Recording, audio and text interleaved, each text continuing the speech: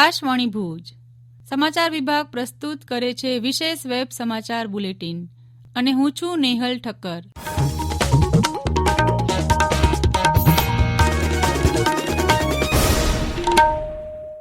નમસ્કાર.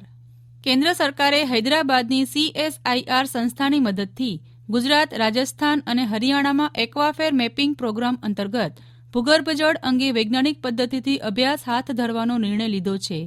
કેન્દ્રીય ભૂગર્ભ જળ બોર્ડ અને હૈદરાબાદની CSIR સંસ્થાના પ્રતિનિધિઓ વચ્ચે ગઈકાલે આ અંગેના સમજૂતી કરાર પર હસ્તાક્ષર કરવામાં આવ્યા હતા.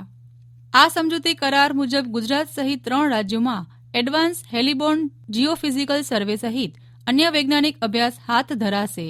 પ્રથમ તબક્કામાં ગુજરાતમાં રાજકોટ, જામનગર, મોરબી, સુરેન્દ્રનગર અને દેવભૂમિ દ્વારકા જિલ્લાઓમાં 32,000 ચોરસ કિલોમીટર જમીનના ભૂગર્ભ જળનો વૈજ્ઞાનિક પદ્ધતિથી અભ્યાસ હાથ ધરાશે. કેન્દ્રીય આરોગ્ય મંત્રી ડોક્ટર હર્ષવર્ધને કહ્યું કે નિષ્ણાતો સાથે ચર્ચા વિચારણા કર્યા બાદ સરકારે કોવિડની રસી આપવા માટે 30 કરોડ લોકોને પ્રાથમિકતા નક્કી કરી છે, જેમાં આરોગ્ય કર્મચારીઓ, પોલીસો, સૈન્ય અને સ્વચ્છતા કર્મચારીઓ જેવા પ્રથમ હરોળના કાર્યકર્તાઓનો સમાવેશ થાય છે. એક સમાચાર એજન્સી સાથે વાતચીત કરતા આરોગ્ય મંત્રીએ કહ્યું કે આ રસી 50 વર્ષથી વધુ ઉંમરના લોકો તથા 50 વર્ષની નાની ઉંમરના લોકોને આપવામાં આવશે, જેઓ અન્ય બીમારીઓથી પીડાતા હોય. તેમણે કહ્યું કે સરકારની પ્રથમ પ્રાથમિકતા રસીની સુરક્ષા અને તેની અસર અંગે છે. આ અંગે સંપૂર્ણ સતર્કતા રાખવામાં આવશે. આરોગ્ય મંત્રીએ કહ્યું છે કે સરકાર દેશના પ્રત્યેક નાગરિકોનું જીવ બચાવવા માટે પ્રતિબદ્ધ છે. રાજ્યના યુવા અને સાંસ્કૃતિક પ્રવૃત્તિ વિભાગ દ્વારા 25મી ડિસેમ્બરથી ઓનલાઈન યોગાસન તાલીમ શિબિર યોજાશે. આગામી 25 ડિસેમ્બર 2020થી 21મી જાન્યુઆરી 2021 સુધી ઓનલાઈન માધ્યમથી સવારે 7:30 થી 8:30 સુધી આ યોગાસન તાલીમ શિબિર યોજાશે. તાલીમ શિબિર પૂર્ણ થયા બાદ તાલીમાર્થીઓની ઓનલાઈન પરીક્ષા પણ લેવાશે. આ પરીક્ષામાં પ્રથમ 20 ક્રમાંક મેળવનાર તાલીમાર્થીઓને સરકાર દ્વારા DBT પુરસ્કાર અપાશે, તેમજ બધા જ તાલીમાર્થીઓને પ્રમાણપત્રો આપીને પ્રોત્સાહિત કરાશે. આ તાલીમ શિબિરમાં વધુમાં વધુ 100 શિબિરાર્થીઓ ભાગ લઈ શકશે. ગુજરાત રાજ્ય લલિત કલા અકાદમી દ્વારા 61મી રાજ્ય કલા સ્પર્ધા પ્રદર્શન યોજાનાર છે.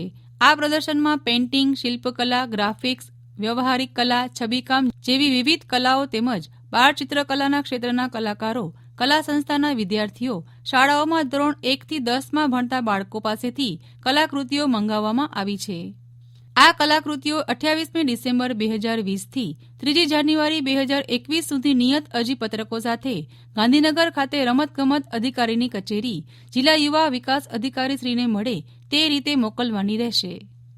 પાકિસ્તાની દળોએ આજે સવારે પણ સંઘર્ષ વિરામનો ભંગ કરીને કાશ્મીરના પૂંચ જિલ્લામાં આંતરરાષ્ટ્રીય સરહદ ખાતે ભારતની ચોકીઓ અને રહેણાંક વિસ્તારોમાં ભારે ગોળીબાર અને તોપમારો કર્યા હતા.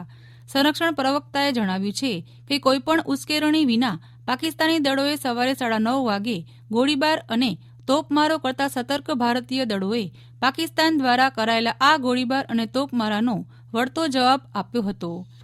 ઉલ્લેખનીય છે કે ગઈકાલે સાંજે પણ પાકિસ્તાની દળોએ કોઈપણ ઉશ્કેરણી વિના પૂંચ જિલ્લામાં ગોળીબાર અને તોપમારો કર્યા હતા.